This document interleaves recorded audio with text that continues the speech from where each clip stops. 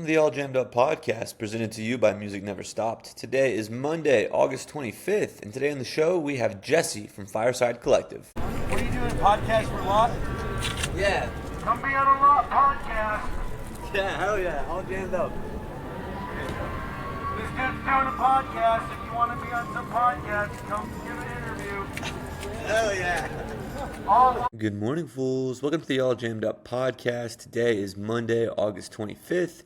I'm your host, Clint Dotson, and today we have Jesse Iaqunito from the band Fireside Collective on the podcast. I've been working to get somebody on the podcast from Fireside for a while now, and we finally got Jesse. We'll definitely get more of those guys to come, but it was a great weekend here, and as I'm recording this, it's Saturday. We had Magoo and Sons of Stars on Thursday, Sons of Stars on Friday, and then tomorrow, Sunday, I'm going to see Mountain Grass Unit in Knoxville. Maybe do an interview for you guys, who knows?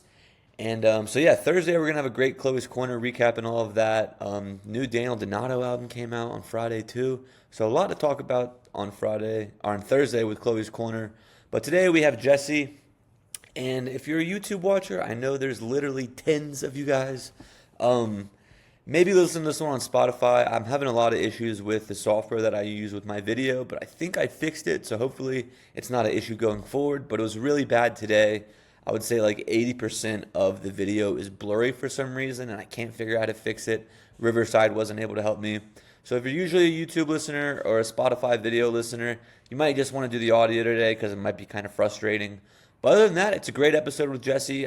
We get into all kinds of things, but instead of me talking about it, let's just go ahead and get started. Here's the interview with Jesse. Hey, it's happening. Everybody stay calm. What's the procedure, everyone? What's the procedure? Stay calm. I don't know. I love the concept of translating, like taking physical sound, like the sound waves we create when we talk, and go into the microphone, and then it travels. Like all of that is really heady stuff. Yeah. And the better the microphone, the better that transmission is. So I love, we have these, they're called Shure Beta 87s. Okay. And it's a condenser mic, but it's like set up looking like your standard like dynamic mic. Mm-hmm. But like there's spots in it that you can like, when I sing baritone, I get up like really close on it. When I sing tenor, I can like shout at it a little bit. When I sing lead, I can use the distance to like convey the feeling just as much as I can use my vocal range. And that's like a lot of times like the microphone is kind of more designed for like a loud rock band. So it's like very versatile. Like, the Shure SM58 is the most common microphone. That's the one I hear. And they're great mics. They're resilient. They last forever. Then there's like a next step up version of those, which we used for years, and the 87 is still like in that family. I just love Shure microphones. I feel like they do a really good job of like transferring sound music. And that's Microphones 101. Yeah, microphones. Microphones 101 with Jesse from Fireside. What's your last name, man? Iaqunito. What is that? It's Italian. Italian? Okay, yeah. Gotcha. It's Americanized, of course. Yeah. Like Iaqunito or Iaqunito or different versions that I've heard through the years. But at this point, it's just Iaqunito. Is your family like pretty Italian, or is by this it's like... my dad's side is full Italian. My grandfather was born in Italy. My grandmother was like just off the boat, born in New York City. Dad was born in New York City. Then they moved to New Jersey, retained a lot of the Italianness. Okay. But then my dad left New Jersey, went to North Carolina for a little bit, and then northern Pennsylvania. And the Italianness has slowly worn off. By the time like I grew up, I didn't have like my aunts were always super Italian. That was cool. But like it wasn't like a big part of our family, But and then, so were you born up there or down here? I was born up there in northern Pennsylvania, grew up just over the border in New York State, Elmira, New York. It's near like Ithaca, Finger Lakes. Gotcha. Like it's cool up there, but I wanted to come south. I always like we vacationed down through Myrtle Beach and Florida and, you know, all the touristy spots. When I was a kid, I thought Myrtle Beach was like the coolest place ever. So did I. Now that I'm older, I'm like, I don't want to go It's the there. last beach that I go to at this point. Yeah. But when we drove down, I always loved like the Carolinas. I loved like the vibe and like the I like the warmth. Yeah. Honestly, a huge part of it is like I didn't love the long winters in New York, and I just like to be outside. I like to hike. I like to play music, and you know, Carolinas seem to be a nice balance. Yeah, I came from Florida. I just moved here in October, and I was expecting, like, I was like, I'm gonna be fine for the summers here. It's not gonna be that hot. It's fucking hot here. This man. summer has been the hottest Okay. and rainiest summer I've ever Yeah, I experienced feel in this like town. it rains every day. It seems It's like. normally not like this, I don't think. But also, summer is the time we're gone Yeah. more often. So, like, I think some years it was like similarly rainy, but this year it's just been nonstop. I think it's like I mow my lawn and it needs to be mowed like 3 days later. Yeah, I don't I have the just did time mine for that. today. Yeah, It is ridiculous how fast you have to. do it. yeah. And I thought too. I did think the winter was pretty cold here, though. It got down to like single digits a couple times. Yeah. I wasn't prepared for that coming from Yeah. Tampa. Oh, for sure. And I actually like, you know, I don't mind it when it gets cold, when it just dips down and then doesn't stay there. New York, it would just stay like 5 yeah, for like a couple weeks. And I don't know if it's like that anymore because I've been gone for like 20 years. I lived up there for just a summer. My first job out of college, I worked at a country club in Westchester. Nice. And I hated it. I was like, these are not my people. That's an Like, interesting part of the state. Yeah, I worked at a golf resort in Oregon, and it was like everyone went there to vacation, so everyone was like super cool. I had a great time, and then like the golf pros from Westchester Country Club like came to the Bannon Dunes, the course I worked at out there, and I just like helped them all week, and they were like, "Hey man, what are you doing after this?" And I was like, "Going back to school," and they were like, "When you graduate, would you want a job in New York?" And I was like, "Fuck yeah!" Sounds great. And then I got the job, and I got there, and I was like, "This sucks." I was like, but it was right by the Portchester Theater, and I never went to it. Yeah. Yeah, which is like something I still kick myself for now. Yeah. But it is what it is. Yeah. I know that feeling.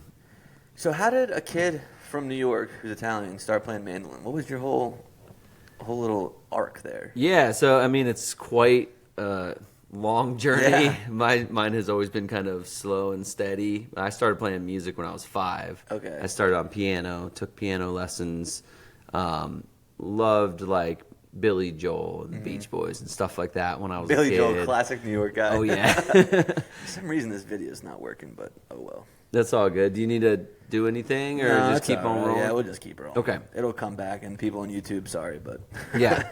go listen on Spotify. Yeah, no worries. So after piano, I just like always loved putting together little groups with my friends, like little, you know, I gathered a group of my friends in kindergarten and we sang Beach Boys on the playground. I remember, I'll never forget that because it's just like super vivid in my memory of like the whole playground gathered around us and we're singing Barbara Ann.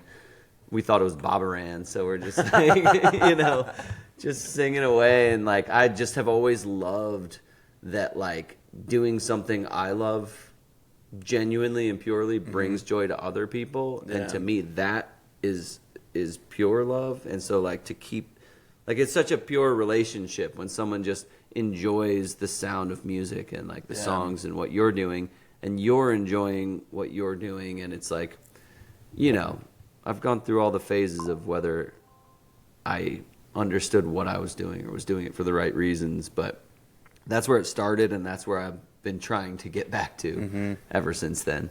Yeah.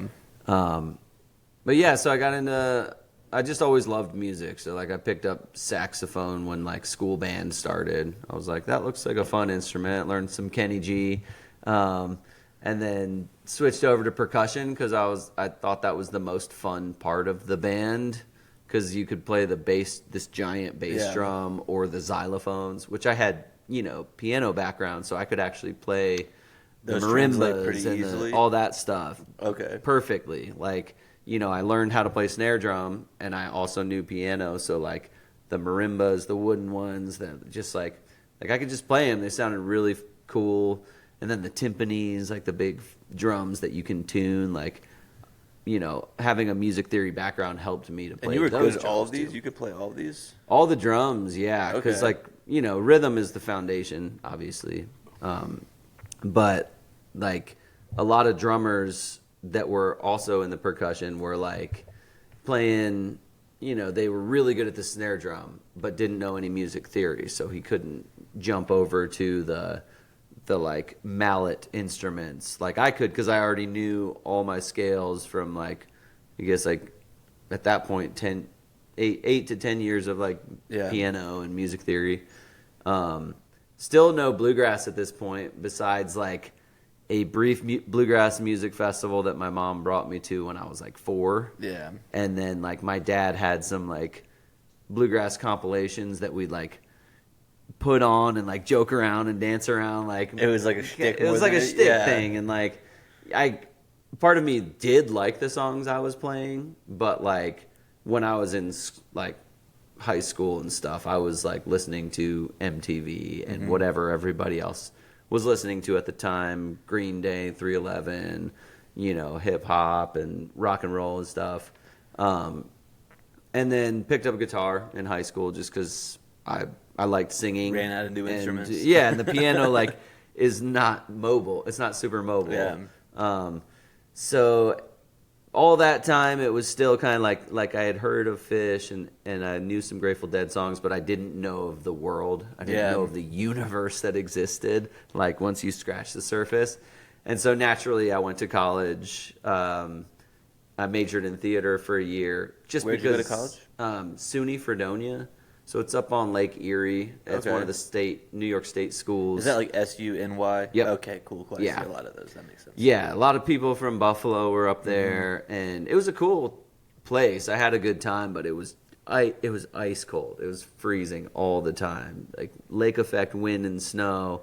And I pictured myself, like, out on the quad throwing frisbee. So that's when I started Classic searching college. around, you know, and, like, I just found East Carolina University over in Greenville. And I had no major in mind at that point. I knew theater was, like, not what I wanted to do. It was just that's all I had in high school, with, like, whatever music was there. Did you like the, like, acting side of it as well, or just were you more the music side is what you were into on that? So, like, the acting side was definitely my weakest part of it. Okay. I'll actually say the dancing side was the weakest part for me. But the acting was, like, fun and a challenge, but, like, music was natural. But for me, when I was in high school, I went to a really small public high school. There were, like, 70 in my graduating class. So there's only a few options for music. Nobody knew that the Grateful Dead was in my high school, except me, and that's just from my dad's Skeletons in the Closet album, you know? I don't think anybody in my high school knew the Grateful Dead, And except for Derek. you need to be inducted into it. Yeah. You know, like, you can't just, like I knew Truckin', I knew Casey Jones. I had no idea that, like, they toured for 30 years and their show changed and grew and band members came and went and, like, they spawned an entire world. I thought it was just the Touch of Grey commercial, the Rogaine. Yeah. Exactly, and, like, that's the world that I was in, and then I went to college, and I was like, you know, Was there a big scene at ECU, kind of? Like, no, this there was just a few heads. Okay. So when I was in New York, when I was still in school in New York, there was this dude named Jim Barefoot. Okay. Hippie dude, long blonde hair, loved String Cheese Incident. And I was at the same time getting into bands like Nickel Creek, you know, like Chris Thiele's band, a lot of, like, new acoustic stuff that was coming out. And so, like, I started seeing, like, I'd hang out with the hippie kids at college, and I'd be like, yo, these people are awesome. Like, we just sit around, smoke weed, and listen to music. And not go to class. Exactly. And so all the while I was, like, losing interest in, like, what I was there for, I was also, like, gaining interest. Yeah. And I remember this one pivotal moment for me. I went to the barn party, some, like, hippie kids off campus a little bit who, like, I'm pretty sure my buddy Jim probably brought me to, and went out there and walked inside to this barn, and there a bunch of people jamming. And, like, I had played music my whole life, and I had played music in bands. I had a band we'd cover like, you know, Billy Joel. Blink-182, punk rock. I played Billy Joel at like talent shows in 8th grade, did Piano Man. But like I had never seen impromptu jamming like that. And so they were just sitting there on one chord, and I was like, oh, I understand everything that they're doing musically. I've just never thought about the fact that you can just sit there and make it up on the spot and just like find a groove, lock in, and just improvise. And so at this point I had already committed to moving down to North Carolina to ECU, and like all the while was like really taking in a lot of like, you know, pre-dead stuff like Bob Dylan, Can we go Tom back Petty. to that like jam? Like, what was like so you started jamming with them that night? I didn't actually jam with Okay. them. I just was standing there, kind of like my mind was being blown by these musicians that were improvising on the spot. Just probably playing 1 or 2 chords. But, you know, to me, like all this music theory background, and somehow I'd never come across like a group of people. And like you know, when we were playing in our high school punk rock bands, we'd like make stuff up on the spot and like joke around and have fun, but nothing like what I was witnessing that day. Did you feel like it was like kind of a new way to have fun with music? Like you've been playing music for this long and like seemed very good at it, and you're like, whoa, I can do this too? It was extremely exciting. Yeah. Because honestly, I had never found anything that I felt I could tether myself to. I really I don't know. I didn't feel like I had a favorite band or a favorite thing that stuck with me. Like, you know, I loved the Beach Boys and Billy Joel when I was a kid, but like that didn't necessarily carry all the way through. And then like when I was in high school, I listened to like Green Day and, you know, Blink-182 and stuff, but I was like, I'm not going to listen to this when I'm older, I don't think. Like I understood that it was a phase in my life, and I basically liked whatever the other people that were willing to play music in my school liked, because I just wanted to play music with people. Was it kind of like your relationship was almost like jack of all trades but master of none, and it was just kind of like not getting boring, but it was like there's got to be a little more for me to do with this? Yeah, well, I had trouble like what am I gonna do with this? Yeah. You know, when I was 5, I loved it from a pure place, and then over time, you know, I still always loved it for different reasons, but like I just never, I was like, I don't think that I would be like a person that's in theater and like does plays. I did like a few plays, like I don't know if you're familiar with Rent. It's like a I've heard of it. It's got like a rock band, Yeah. as the ensemble They're rather like than on like trash strings cans and shit, right?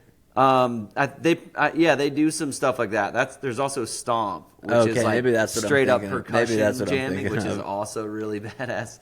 But Rent was like this new interpretation. The thing I loved about theater was that it blended art in many different facets. You know, like some people it can come across as cheesy too, but to me, like when I went and saw Rent on Broadway, and it's like the music and the dancing and the acting and the scene changes and like everything together is like it just brings an emotion out of you that like, you know, watching a movie at home doesn't quite do, or listening to a song alone doesn't always do.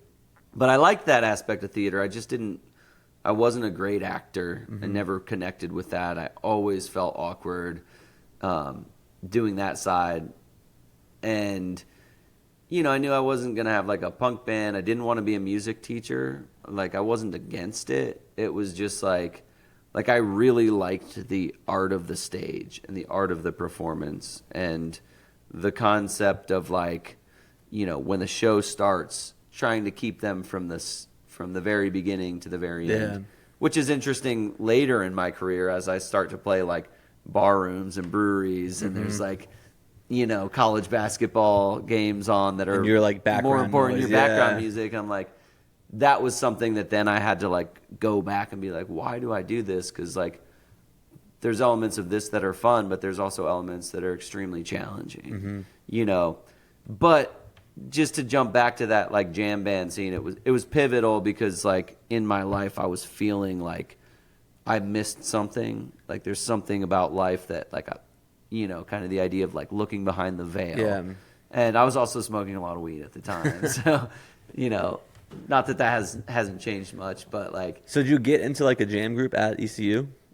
Pretty much. Yeah. Yeah. So like there was that jam up at the other school in New York before I left, and then the summer between being in New York and coming down south, which was another pivotal summer for me because like I was just about to leave.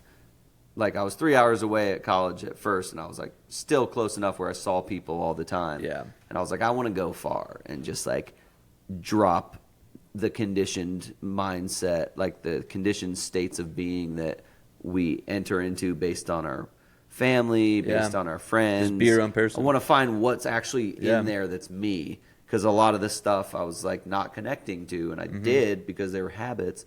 But coming down to North Carolina was like the first like true ego death that I think I experienced. And it was powerful. I was pretty depressed for a little bit because then I had nothing easy to like fall back on. But it also opened up this space, and like I was listening to a ton of Bob Dylan, ton of Tom Petty, getting into like a lot of stuff like that.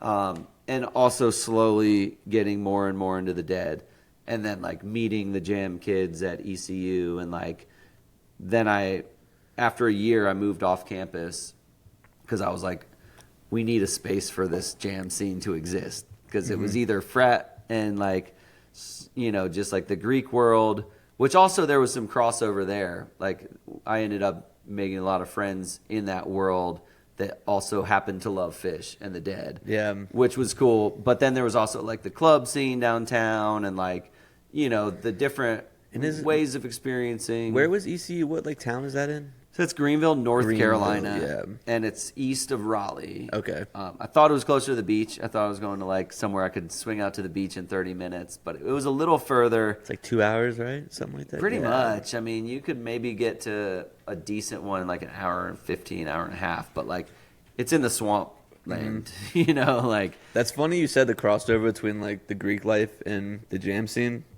The first time I saw like any iteration of the Dead was at a frat party. Like I was like a Saturday, like I was downtown, I was like all fucked up, and I heard like Bertha being played, and I was Nice. like, I was like, where is that coming from? And it turns out it was Kindle Street Company. It was like one of my favorite bands now. But they were just like gigging in college at like one of the frats, and I was like, these guys rule. Dude, that's awesome. Yeah. Yeah, that's, you know, like ECU was not Asheville. It wasn't like, you know, old heads hanging around, new head. It wasn't like a place where like a ton of Grateful Dead and jam people were, but there was a little contingency and or contingent. And I got this big duplex that was like just off campus. Lived with two guys from New York that I knew. One of them from high school. He came down. Two guys from New Jersey that were like classic Jersey guys. And then one like quiet guitar player from Charlotte who was really good at playing Fish. Okay. Really good at Trey. And him and I actually end up like being in a band at a couple times. And so like I would have these giant parties where like, you know, we would set up like a bluegrass band on one side of the like it was two duplexes that we just kicked down the door in the middle and made it one big one. Nice. And so like they'd come in one side and we'd have kegs over there, and then you'd go through our disgusting kitchens and get around to the other side, and like we're just playing like really mediocre bluegrass. And you're still just playing guitar at this time, right? So at this point, I forgot to mention when I think I had just moved down to ECU, so I'm like 20, and I am like asking my dad for a banjo, like really want a banjo, and Christmas comes around, and he gets me a mandolin, and I'm like, it could have been many different reasons. He could have just thought that I said mandolin, so he knew the difference. He knew the difference. Okay. He had a banjo. Okay. My dad had he had some guitar background. Growing up, I would sit around and listen to him play. He always loved playing like the 12-string guitars. So like Okay. a lot of cool folk stuff, and I'd hear like "Friend of the Devil" and stuff, Yeah. like which kind of felt like a folk song at that time. But he got me a mandolin, and I was like not super stoked about it because I didn't really know what it was. I knew that it was in bluegrass, and so like I put together the first band I put together there. It was basically we were all guitar players. Okay. So one guy was like, all right, you play the bass. So one of the guitar players played the bass. One of the guitar players was like also a drummer and was like, I'll learn the banjo. So he picks up the banjo, and then You were like, I have a mandolin. I was like, I would love to play guitar, but I'll do mandolin because I have one, And so I just started playing mandolin kind of roughly for many years. Just like, also like at this time I had like just learned about Yonder, and they're Okay. like just breaking through to the next level as well. So like Jeff Austin days? Jeff Austin Okay. days. I traveled to see them, like, because it's all happening very fast Yeah. for me. Like, there's like a brief time where I, moved south, didn't really know what I was into or what I was doing there at all, and then, followed a couple pathways and ended up in the Grateful Dead world. And that's when I'm like, just full immersion. you're in. No mainstream music Yeah. for like 5 years, like nothing pop. Like I think like I entered it before Taylor Swift or something because like I didn't know who she was until like later I came out and realized her first album she actually had like some legit bluegrass players on. Yeah. Which Did I thought she? was cool. Brian Sutton? Yeah. He's did that album with Billy Strings. He plays on like her first album. No way. And it's fire. He also played with the Chicks when they were the Dixie Chicks. Okay. And like performed live with them and like just tore it up. There's all these cool connections that I learned later in life about bands that I enjoyed at a different time. But anyway, so full immersion in the jam scene, full like You going to a lot of shows. going to Mo, going Yeah. to String Cheese. String Cheese was like first place. I ate some mushroom chocolates and then like walk on the floor. They opened up with like Mountain Dew and Sitting on Top of the World, 2 bluegrass songs. And then second set, they like come out with like a 20-minute river trance. And I'm like right where I fuck need is to going be. on? And then at the end of the show, I see Bill Nershi, Michael Kang, and Jason Hahn running out the door with their instruments. And my buddy and I just sprint after them and follow them. And they just set up out on the patio. You can still find this recording on Archive. Might even be on Nugs. But it was an acoustic set with just the 3 of them. And I sat like 5 feet away from them. And like, this is like the moment where I'm like, Yeah. I found what I'm going to do with my life. And So that was like the epiphany, is that the word, right? yeah, it was like this was the perfect blend for me because it was still the stage, it was still the art of the performance, but it was also dynamic and changing from night to night. Yeah. I always struggled with like when I was doing plays in high school, I was like, we spend months working on this play and then we perform it 2 times and that's it. Yeah. Like that just felt And so it's the weird exact to same me. thing. And that's the exact same Yeah. thing. There's no improv. There is an improv element to theater, but I didn't get into that world while I was still in that. Mm-hmm. Like I had left before I really came to appreciate improv in the theater. But like watching String Cheese and seeing them play these instruments that I was starting to get into, I was getting really into bluegrass through Nitty Gritty Dirt Band, Will the Circle Yep. Be Unbroken albums. They did 3 of them throughout many decades, and like the most recent one they did in like 2000 or something had like Alison Krauss and Tom Petty, and They're considered a bluegrass band? so just those albums Okay. are what 'Cause I think would of consider. like Cadillac Ranch and Fish Yeah, in the Dark. totally. Yeah. So like I accessed Nitty Gritty through the Circle albums. Okay. Which I think the first one got them on the map because they did it in like 69 or like early 70s or something. And they just reached out to a bunch of bluegrassers who agreed to come out, and they had like Earl Scruggs, and like nobody knew who Nitty Gritty was back then. But then they got on the map Yeah. because of this awesome bluegrass compilation. they did another one in the 80s, and then that one they did in either late 90s or early 2000s was just great. I'd recommend listening to it. Taj Mahal's on there. He's got some cool songs. Like I said, Tom Petty, Willie Nelson do like Irene Goodnight. Like, pretty sure the McCurrys are on there. But that was like, pulling me into the bluegrass world because I didn't grow up like a country fan. I grew up in New York. I didn't appreciate it. Yeah. I appreciate it in a different way now. And I liked Garth Brooks back in the day. And like, there was some like popular stuff that reached me, like the Chicks. I think the Dixie Chicks were like one of the best country bands of all time. Really? Yeah. Their music is fire. Like their I deep remember stuff. being like 8 and seeing them on like music videos for them. But Yeah. I never really like listened to them. Well, it's easy to just kind of like hear Goodbye Earl and Cowboy Take Me Away and just like kind of put them into a box. But when you look into it, like they're really great musicians, which I think is important. That's why I like bluegrass, because like a lot of the musicians can actually play their instruments proficiently. Have to. Yeah, for sure. And the harmonies they were singing were incredible. There's like, do you know Jim Lauderdale?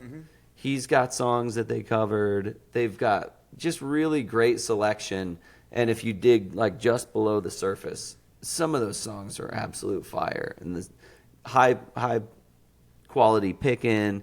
They got Brian Sutton and Adam Steffi on some of their albums. So like the mandolin and guitar work is just That's crazy. incredible. Yeah, I didn't know that. Yeah. And that's they're just a great band, but I didn't appreciate certain aspects of country at the time.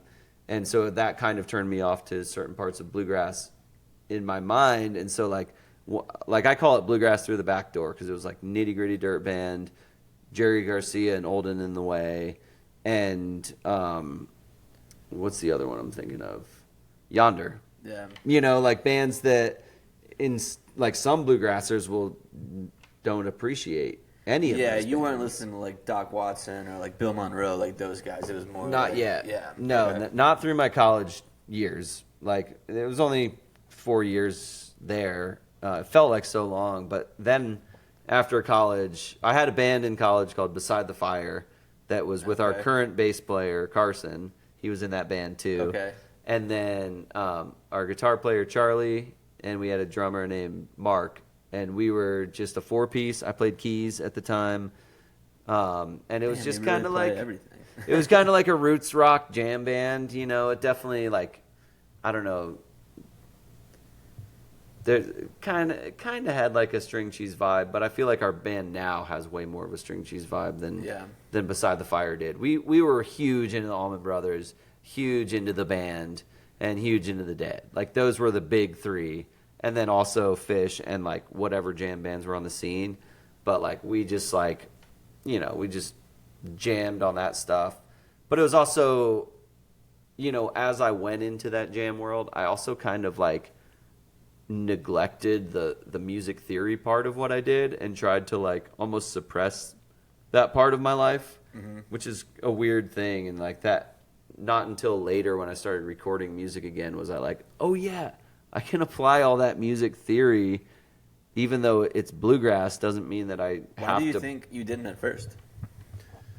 I don't know. I feel like maybe it was like, maybe I had this perception that people that jammed just like felt it and then just like let it come out from the soul, and like we're like, blues, just learn like kind of like the simple progressions and then jam, which isn't even fully true. It was just my perception of maybe like the first couple ways I experienced it kind of made me feel like, I don't know if it's just me looking back at it and saying that I felt like embarrassed by my knowledge. Do you think too, like maybe because I feel as though like bluegrass and jam is more interconnected than it was, say, even 20 years ago. Yeah. Do you think that's like part of the reason maybe?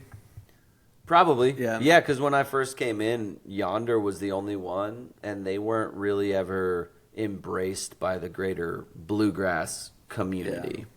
And that kind of plays in with like a greater theory that I have on like the whole jam band scene.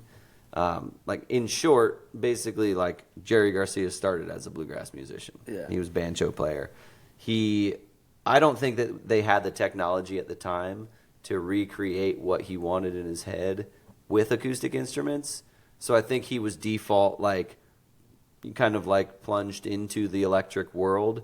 And then of course like the acid test and stuff. Yeah, like, I always say too, like if Jerry Garcia if he never met the people from the Grateful Dead, he would have just been like a bluegrass guy. Yeah. Yeah.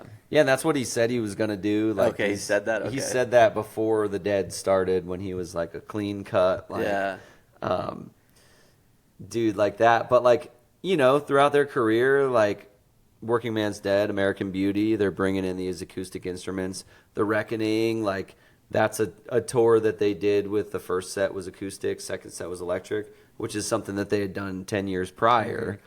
But also at both of those times in music history, the technology was just not there for acoustic performance. Yeah. You know, like only, in my opinion, only in the last 10 years has acoustic amplification really gotten to a point where it's like really enjoyable to listen to. Now you got Billy Strings. Just on, yeah. He's like, to me, that's kind of like the full circle. Uh-huh. Like when I first got into Yonder, I was like, these guys are great, but like eventually someone's going to come along that knows bluegrass really well and also knows Dead, because Yonder is like, they knew some bluegrass, but they weren't like, they didn't grow up picking from age 5. Yeah. You know, they understood the music, but they didn't sing it in like a bluegrass way. Bluegrassers never truly embraced them, and you know, like the String Dusters were one of the first bands that I think the bluegrass community embraced that also had that jam band crossover. Improv, yeah. And Green Sky was embraced by the jam band scene, but not so much by the greater bluegrass community. Okay. And not in the same way that Billy Strings would come in and be embraced fully by both. Yeah. And that was a cool thing to see because we were kind of starting around the same time his band started. We played with him, we knew about him, and it was cool for me because I always wanted that to happen. You know, even at times hoped that maybe I could be that person, but deep down I knew I didn't know bluegrass well enough. Yeah. I love bluegrass, but I didn't start playing it till I was 25, and then not seriously until like, you know, a couple years later. Mm-hmm. And so like I always knew that I had limitations there. And I also always loved String Cheese and kind of like the hybrid thing they had. And that's what I kind of always wanted to end up doing anyway. But I was hoping that the bluegrass, like somebody like Billy Strings would come along and take bluegrass to the top of the jam scene. Because the beginning of Jerry Garcia and the Dead was bluegrass. Fish had their bluegrass phases. And to me, like when I first got into jam bands, I was surprised that bluegrass was it was just Yonder. You know, maybe some other regional bands that I wasn't familiar with. But I was like, it should be up here because that's like Jerry's thing. That's the Dead. Like Jerry literally said the Grateful Dead is a bluegrass band with electric instruments. Mm-hmm. You know, like, and it's true. Like you said, Billy now is like, you said like making bluegrass and jam band like one thing that's at the top. Now you have the bands like, I mean, you guys, but then like Mountain Grass, you know, these young guys and like Shadowgrass, like Magoo, these dudes that are, I don't want to say like riding Billy's coattails, but they see what Billy's doing and they're like, oh, we can do that. And it's like Luke Black is like a Berkeley graduated musician, and he's like, I'm going to do jam grass. It's so exciting to see for me because I love that style of music, and I love that it's now blowing up in the level that I think it should. You know, and maybe that's just the way things are, these cycles that kind of take a little bit to develop, you know. And you just have access to so much more music now than we used to. So it's, you know, like Mountain Grass is a bad example. They are blown up pretty quickly. But like a band like Magoo, do you listen to them at all? I've come across them just from like mutual friends in Colorado. Yeah, they're not a big band by any means, but you can go on Nugs and listen to like all their shows. Just like the access to different music is a lot readily available now, which is great for people like me. And it was weird, I think, at first, like to see music, to watch, you know, I grew up in the 90s, so like I was there when Napster came along, Yeah. and when LimeWire came along. Shouts out LimeWire. And suddenly everybody we went from being curated, everything on MTV told us what to listen to, which I'm not totally against. There was some good music at that time. But then suddenly Everything. Yeah. everything is available. You can download shows from like the 70s on there. You've got people growing up in Iowa, Florida, California, Maine, Maryland. Just all of them can access everything. They can all find bluegrass. So now you got bluegrass bands everywhere, which I think is awesome. Yeah. It's All really I downloaded cool. was Like, Eminem. Yeah, I listened to a lot of Eminem in my day. My mom was like, "You can't buy it on iTunes." She's like, she doesn't know about LimeWire. Don't worry, I just downloaded like 12 viruses to our computer. It was my grandpa's computer. You mentioned in the Reckoning show, you guys just did something similar to that. And where was it? Raleigh and Charleston, right? Yep. Why didn't you do one in Nashville?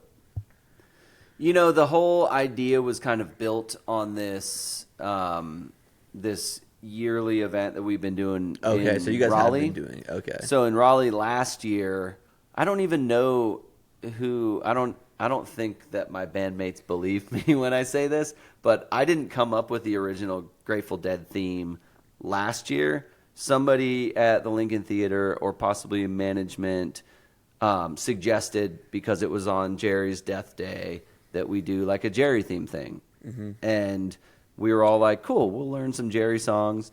And so we did, last year in the Lincoln Theater, we did just a Grateful Dead. We called it Fireside on the Mountain. But the messaging was a little confusing, and people didn't really know what that was or what we were doing. But we basically, we did that one show, and we did a whole set of Dead material. Yeah. And then our booking agent was like, well, let's book you for a bunch more shows with this theme. And it never really, clearly was communicated what that was. There were some markets like Albany, New York. We brought a bunch of Deadheads out, had an awesome night.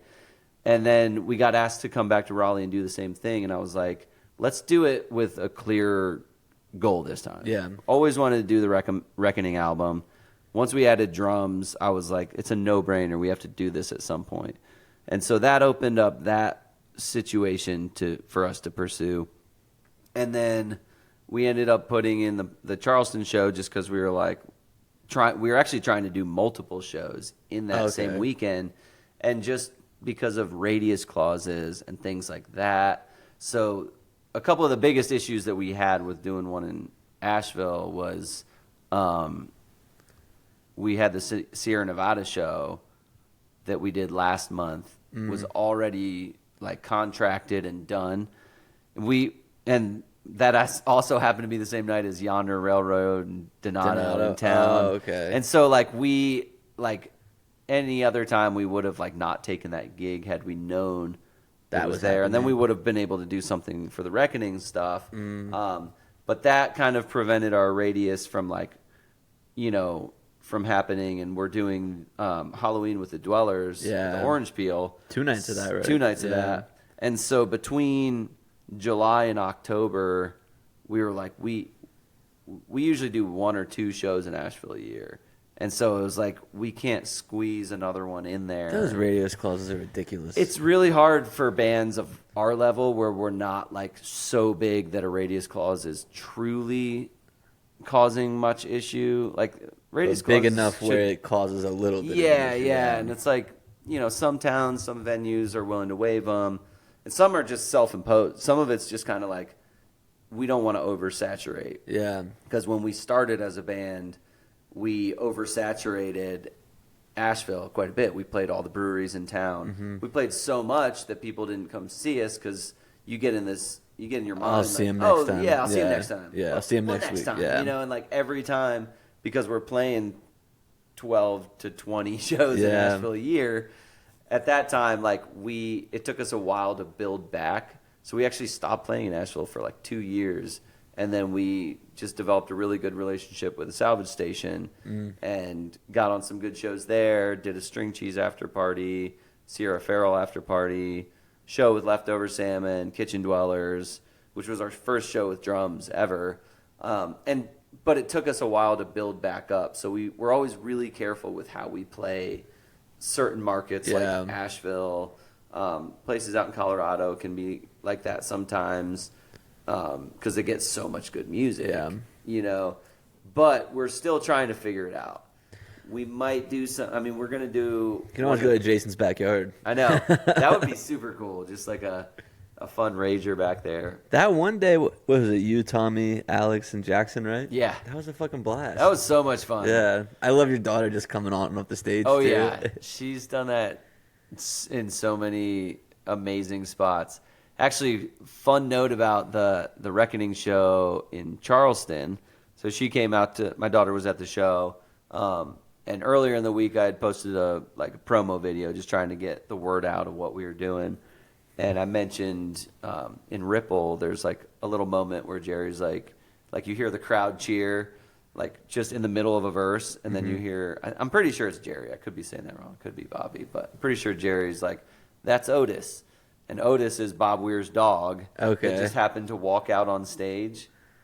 And I swear to God, this was not planned at all. But in Charleston, we do the whole Reckoning set. We're on Ripple, last song of the first set. Mid-song, Rose just walks out on stage. And right in the right moment, and I was just like, that's Gotta Rose. do it. I had to drop it, and our sound guy was like, there's no way you didn't plan that. And I was like, I didn't plan that. Is it on Nugs, that show? That show, we're about to drop on Okay. Nugs. I have to check that out. Yeah. That's hilarious. Yeah, it's so wild that she did that because, we couldn't have planned that. Yeah. And the next night we did it in Raleigh. We had a videographer, and we did it pretty seriously. We're gonna have a video at some point of the full concert. Oh, so the next night you did release. plan it though. Well, the next night she ended up. I got some friends to watch her. I didn't even see her the whole night. Okay. Went and picked her up at 2 a.m. from a friend's house. Nice, good friends. Yeah, so I was like, I might take the audio and just drop it There in you go. the Yeah, video, that just works. to, superimpose her walking out. That's no, hilarious. but it was a really awesome thing.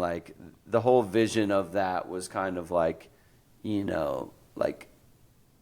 always loved the Dead's delivery of their music. That was one thing I wanted to blend once I got into the jam scene. I still love the concept of going to a theater show and watching it from start to finish. You're engaged. It's captivating. What I didn't like was that it didn't change. So when I got in the jam scene, I was like, oh, this is always changing. But then I start seeing jam bands that are just noodling. It just gets kind of boring and not to take anything away from that because that's an art in and of itself. But it can be challenging sometimes to make that jam band show appealing to people who aren't already accustomed to a jam band show. Yeah. And so I love the Reckoning shows that the Dead did because I felt like it was a really special thing and the music is really good from it. But I always felt like the Dead is kind of the pinnacle of live experience, live concert experience because I've listened to hundreds of their shows, probably thousands at this point, all from 65 to 95 and there's gold all throughout. Every year has amazing stuff and it changes and it's new and exciting and what's your favorite year? My favorite year is 77. Okay. It's kind of standard. Yeah. But it's just I love the blend of where their jams are. I love Keith's keyboard playing. I've always loved that. And I just feel that run, the spring 77, Cornell's in that run, but also the show in Buffalo, the show in Boston. What's the saying? The real heads know the best show. Cornell wasn't even the best show that week or whatever. It's true. Yeah. I mean, I'm pretty sure Buffalo, they open up with Help Slip Franklin, out of the gate. Yeah. There's some fire shows and all summer long. And then but I can also still go in and appreciate, I love 74. I've been listening to a lot of 90, 91, 92 because Bruce Hornsby is a monster. And to hear Bruce playing and over these songs that I've loved, and that Jerry's been playing for years and it's just super cool. And then there's random 80s shows that I love. Did you see Eggy's playing with Bruce Hornsby a few shows? I think I did see that they did that's that. pretty cool. I don't know if they're going to. They already did, but I know I saw it on Instagram. That's so cool. I know Goose had him out at the Hampton Coliseum a couple years ago. Oh, really? When they were like still on their ascension. Yeah. And he just destroyed it. I mean, Bruce Hornsby has some really cool music. Mm-hmm. Our buddy John Mylander plays with Bruce. Yeah. He played on Billy's. I'm pretty sure that album over there. Okay. Mylander's awesome, and Bruce's music's incredible. But funny connection, that Dead album, you know, the one with the live Dead. Yeah, over the San Francisco, the Golden Gate Bridge and everything. That was supposed to be a part of The Reckoning. So that's from the same set of tours. Oh, really? The Live Dead album and Reckoning. It was supposed to be a compilation album from those runs, but Jerry was like, we played all these acoustic songs that were like 3 to 5 minutes long, and then we played the electric sets, and they're like 15-minute songs. He was like, if we would have done the double album, the second one would have had 2 songs on it. Yeah. So they end up splitting it off, but like, it's crazy to me because that's one of the first albums that I listened to back in my ECU party days. The one underneath it, was that Wake of the Flood, right? Wake of the Flood, yeah. My grandpa passed away, and my grandma was like, look through his records, take whatever you want. He had that one, like, from 72, perfect condition, and my grandpa never mentioned once that he was into the Grateful Dead. That's like, wild. He listened to, like, Elvis Costello and, like, Three Dog Night, and, like, all these guys that I never really got, like, too into. The Cars. He loved the Cars, which nice. I did like the Cars a little bit. But I was going through and I found that one, and I was like, no fucking way he had that. Yeah. And it's, like I said, perfect condition. That's one of the coolest things that I've found being in that world, particularly the Dead world, the connections, the people, like, I went to India when I was 23, and I was, like, super into the Dead, and I met people over there that like the Dead. I played Ripple in the mountains of India, and like then played it the other day in Charleston, like Raleigh, and like to think of like the connections. And like one of our guys that does shirts for us, his company's called Apsara. They do really like psychedelic kind of bowling shirts. Bowling? Yeah, they look like bowling shirts. They got these crazy patterns, and people love them. They're like peacocks. Yeah. They're very bright. Yeah. But we stayed at a friend of his house the other day up near DC, and the two of them toured Dead shows in the 80s together, and they were at like some of the Radio City music halls that the Reckoning shows were recorded at. That's so and I was cool. telling them about the Dead shows that we were doing, the Reckoning stuff, and like, everywhere we travel, there's like little Deadheads here. I grew up in Steelies Chesapeake, Virginia, which is like southeast Virginia near Virginia Beach, and I never knew like about the Dead. I don't know anyone that was really into the Dead. And like the older I got, my mom, like she doesn't really get into it, but she tries to. And she's like, hey, it was my old orthodontist. She went to like 20 of the Sphere shows this year. And I was like, what? She's a freaking Deadhead? Dude. So it is funny, like they're everywhere in the wildest of places. I love hearing about like high school teachers that are like secretly like dropping references in that. I interviewed someone recently. That's who it was. Zach Nugent. Okay, yeah, I've heard it. His first 2 bands were with teachers at his school, because he was like playing guitar in like music class, and one teacher was like, "Yo, you're really good. Come play in this Grateful Dead band with me."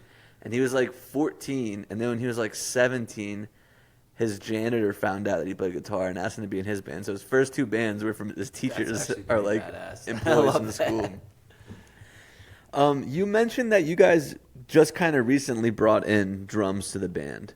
So like going from like the traditional just strings, you have the drums. You play synth sometimes too, right? Yeah. Okay. What made you guys want to like shift away from that traditional to this progressive bluegrass? So if you rewind back to like when Fireside started. Okay. The original vision wasn't as straight up bluegrass as it ended up being for a little bit. Okay. It kind of initially like I had a vision of like And did you start the band? You said I had the vision. Were you like one of the you kind of were grabbing all the people in? Yeah, I started the band with Okay. with an album I recorded in 2014 of just a bunch of originals, and I brought in a bunch of like, I brought Stickley in, Lindsey Okay. Pruitt, Drew Matalich, a couple members of the Fritz, which is funny because our drummer now is in the Fritz. Okay. But I didn't know him well back then. Drew Matalich But- is the guy that played with Billy for a while? Yeah. Okay. Yeah, he's a great picker here in town. I've seen him at the Jack of the Mando. Woods sometimes. Yeah. So those guys, I realized like I was fortunate to be in a place where people could play like at this high caliber, and I knew them because I was going to the bluegrass jams all the time. I was still trying to wrap my head around it. But I was like, well, let me just get a band started, because if we have an album out in the world, we can start touring, and then we've got something to base it on. So my initial idea was like, put a band together around this. And then it was just kind of like, I had the vision. The vision was to have like a cajon percussion player, not a full-on drummer. What's a cajon? Cajon's the box that people sit on. Yeah, okay. And I've known a few people that can actually play the hell out of it. Yeah. And there was a band I listened to in my like heavy festival days that had a cajon player. He had all these world percussion instruments, and it sounded amazing with the banjo and the acoustic guitar, and like it just worked really well. So I that was kind of part of the original idea. And then bass, acoustic guitar, mandolin, and fiddle is actually what I wanted initially, because I just love the sound of the fiddle, and I've never been able to play it. But then, that's kind of like the ideal. But I also try to always balance the ideal with the realistic scenario of like, well, I can't afford to get these top-notch players to join my band, so I should actually find some people that want to tour. And I'd known Tommy, our dobro player, and Carson, our bass player. We were college buddies back at ECU. We'd, hang out late nights, go to festivals together. And so I asked them to play on the album along with these other like heavy hitters and stuff. And one of my buddies, Josh, he was in Boone for a while, moved down here, played guitar. So he came out and joined the band in the beginning. And my friend Joanna sang some vocals and whatnot in the studio. And then within the first year, you're just kind of feeling stuff out. The first 2 years is very whatever. We couldn't find exactly. Yeah. We couldn't find a percussion player that was like most drummers were like, I don't play the box. I play the drums. And you're like trying to get a drummer to play the box. So there was some trouble there, and then a lot of people that like did play the box were like not true drummers, percussionists. So like there was a limitation there. So then we just kind of leaned a little bit more into the bluegrass world, and then we parted ways with our first guitar player like a year in, and that's when I remembered I had some buddies up in ETSU at the bluegrass program in Johnson City. And I reached out to a buddy who played banjo and was just like, hey, anybody who plays guitar and likes to play like bluegrass but also rock and roll, get outside a little bit. And that's when he introduced me to Joe, our current guitar player. And so he came into the band, and he was in bluegrass school at the time. So we kind of leaned a little bit more into the bluegrass world. And then we were trying out all these fiddle players, and just nobody was working. And then finally we were like, well, let's try out some banjo players. Yeah. We couldn't find a drummer, percussion player to fit what we're going for. So we brought in this dude, Alex, absolute shredder. And he ended up being in the band for like about 6 years. And just like at that point, Billy was starting to blow up, and like the bluegrass, jamgrass world was getting probably opening up more and more exciting. And so like we just leaned into that for a while. And still, even at that time, we were like, eventually we'll add drums down the road. And then, COVID happened. Obviously, like I was off the road. We were all off the road for a year. We came back and we were like, let's have more intention with this project. We love bluegrass, but we're not maybe full on bluegrassers. Let's maybe take it a little more in the jam world. And then our banjo player moved to Nashville and decided to go back to grad school. And very mutual parting of ways. Awesome dude, still good friends with him.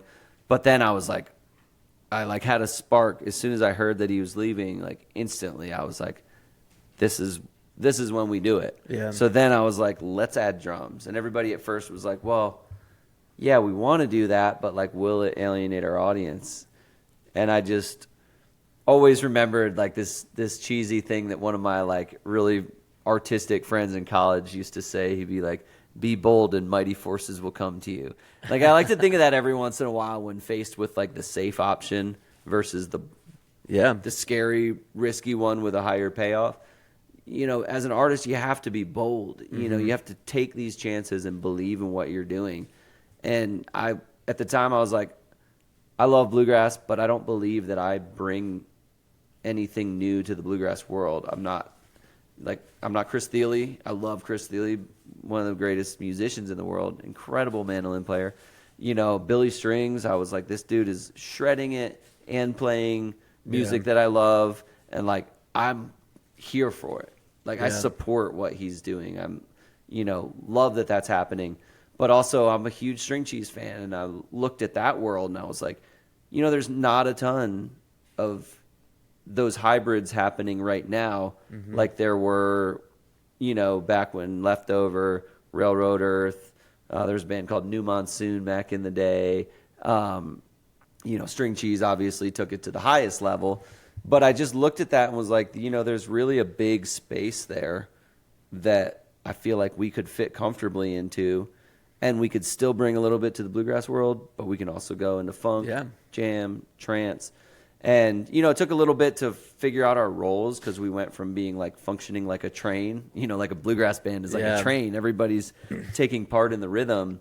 So like drummers coming into a bluegrass band can be kind of weird at first or forever, because it takes over a lot of what makes bluegrass cool.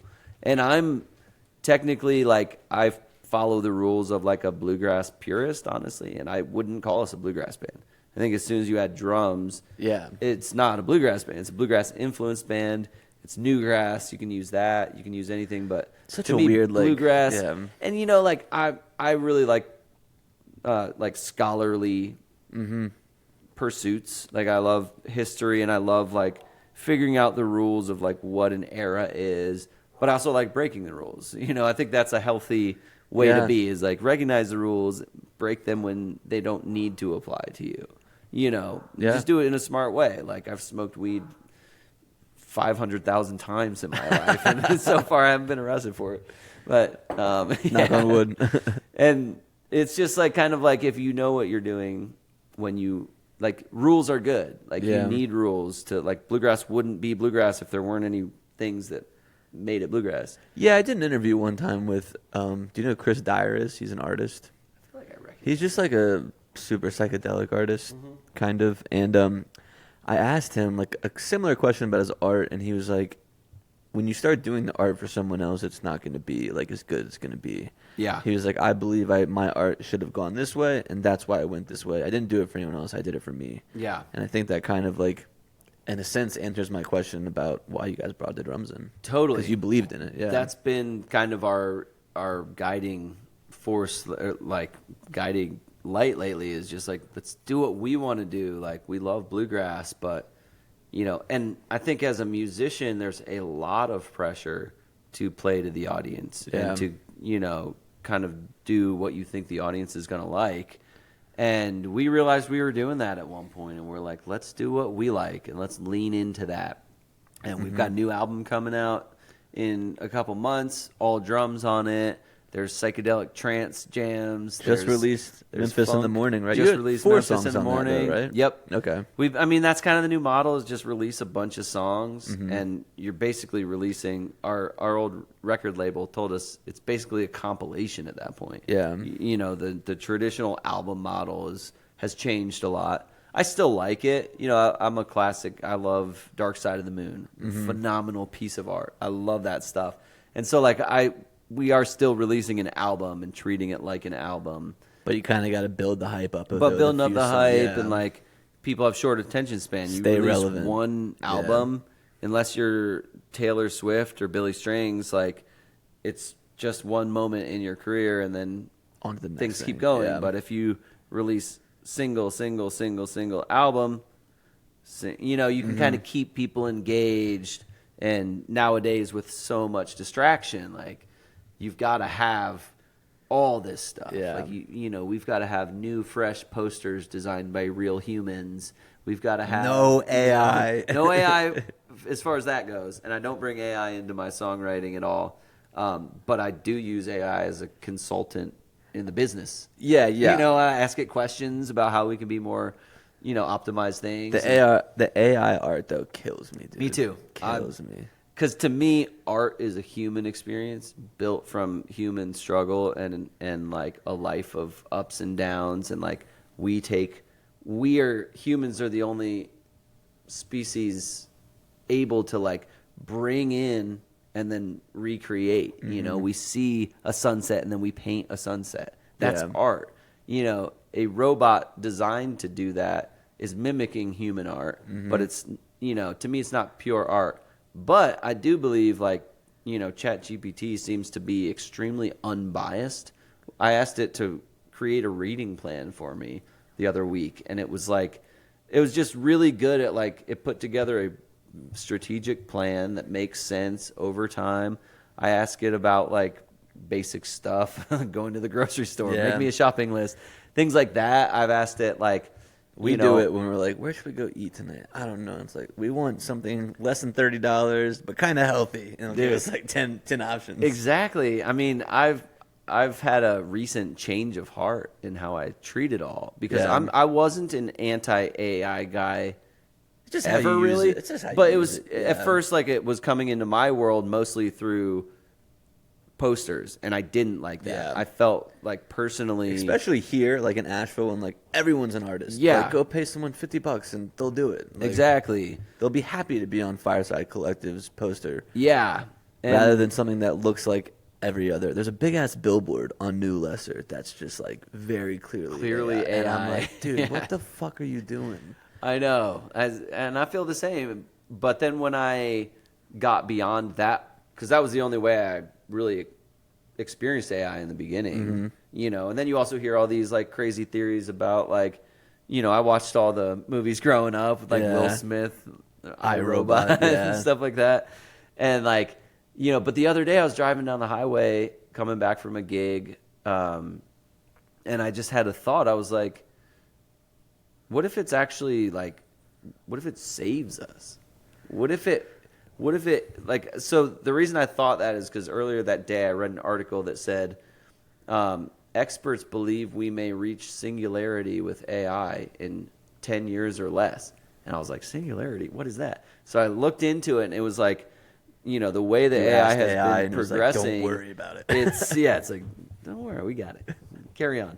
That was basically like the point where the AI actually becomes so refined that it is doing a better job than humans. Because that's probably going to happen in a lot of sectors.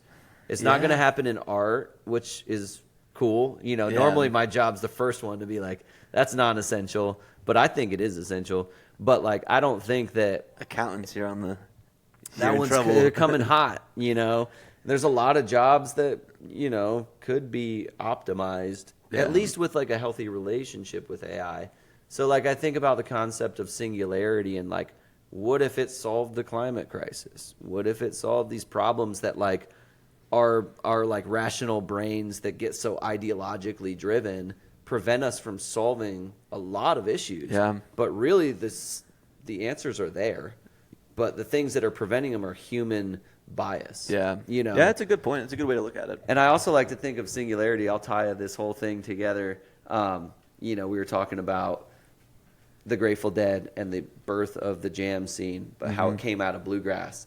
I like to think of Billy Strings. That's a full cycle, you know? Yeah. That's a full cycle of the, you know, bluegrass blossoming, and then Jerry Garcia taking it into the Dead and growing the Dead into this massive thing over many years, and then Fish taking the torch, bringing it to another level, and then all these new bands coming out. But then this is when I got into it, all these new jam bands. Very few of them were bluegrass bands. It was like Just Yonder. Yeah. And I was like, that's confusing to me. But now it all makes sense because Billy came, and I'm like, see, that's the cycle right there. And it's like, it's proof that all things are interconnected and that, everything builds on that. Especially which came in music, before. I feel like, Yeah. And that's why I love roots music. Cause like, I love old blues and old time and old country and stuff. But I also love Radiohead, and I bust out the synth on stage now. I saw that. I was looking at your Instagram, and I was like, "There's a synth now." I didn't necessarily plan for that when we added drums, but our drummer's so good, and he just lights into these trance grooves sometimes that I was like, I could get another pedal, or I could bring a synthesizer out, and really then I fuck started around. doing that. And like now I'm starting to learn about like, the knobs and like the thresholds and stuff like that. And like, so like even in our own world, we were experiencing this full circle thing. And I hope at one point, like I have a plan that like a couple albums down the road, we just get around a single mic just like this, gather around it and just do a straight up bluegrass album. Just to like, I think our next album is going to be probably the most psychedelic, most synth, like that world. I want to go deep into that, but then I want to follow it up with just a straight up bluegrass album, Oh yeah. which is why the jam scene is awesome, because you can do all that, Well, man, we're at our time. We knocked it out. We did good. Before we wrap up, though, is there anything? I know you guys got an album coming, tour coming. Tour probably never stops for you guys. But anything you want to plug before we wrap up here? I mean, the big thing is our album coming out in October. We're calling it The 7. We haven't announced that yet. So news new drop. info drop right here. And it's all tracks with drums, new Fireside sound, still builds off our old sound. Down in the Holler's already out, bunch of other tunes. I like to mention that one because it's got that trance kind of like more like progressive side. And then the Kitchen Dwellers shows at the Orange Peel for Halloween. And then we'll be in Brevard at 185 King Street, kind of like a December holiday hang kind of thing. And rumor has it we might be doing the Reckoning shows there. At least one night of Reckoning. Will Hannah Ramsey be there?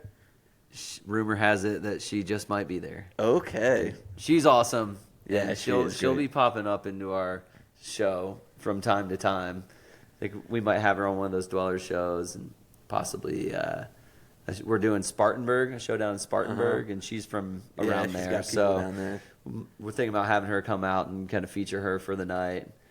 Great to play with. Yeah, like, to dude, me, they did a Led Zeppelin band the other dude. day, and she was crushing it singing up there. She's awesome. Yeah. She was great to travel with, toured with us just for the weekend, but she was super helpful. I had my daughter along, so she was like helping with that.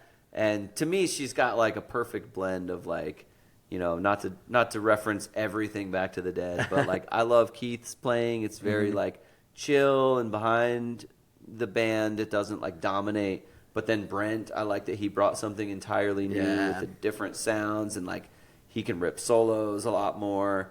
And to me, she's got a nice blend of both of those that's also completely her own. And she's just super fun to play with. And she fit like, we didn't run any original songs with her, and she still sat in with us on original songs, and we jammed out, and it was really fun.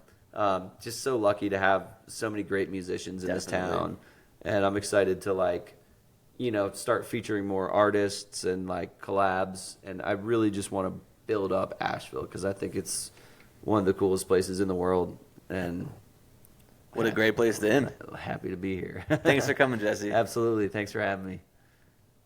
You just got jammed. Welcome back, everybody, from that interview with Jesse Iaqunito. Such a fun last name to say. He was super cool, man. I haven't actually seen their whole band yet. I've seen them do this show with like him, Tommy, Alex Bazemore, and Jackson Chisholm from Sons of Stars, kind of like a hybrid show.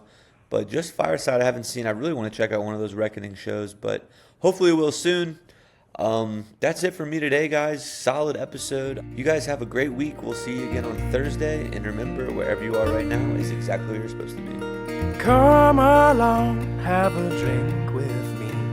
We can talk about the world and how the world is turned so slow. Day and night I found cars they drive and planes they fly. I look into the sun and the sky, you're so bright. It's you that I have found. Oh, and I know it's not much longer now. Or if the world would just slow down.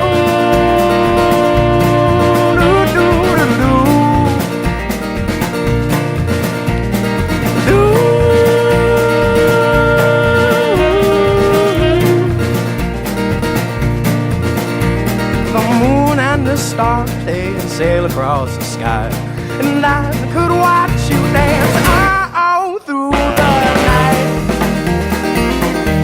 When the rhythm is right, oh, and I know the sun is rising now. Or if the world would just slow down.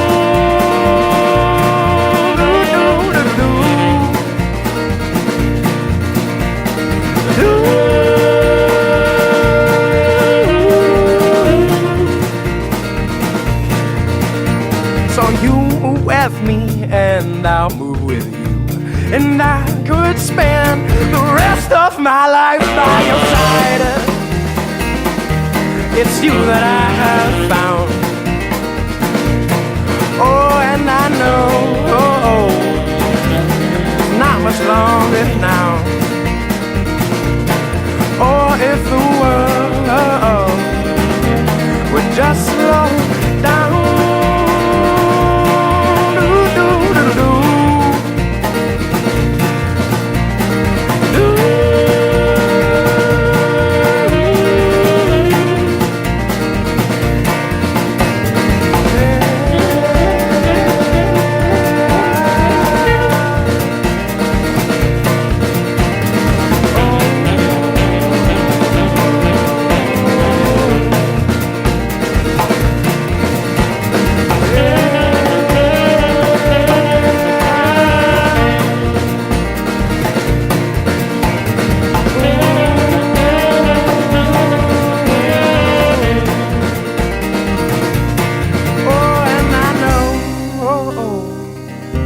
There's not much longer now. Or if the world would just slow down.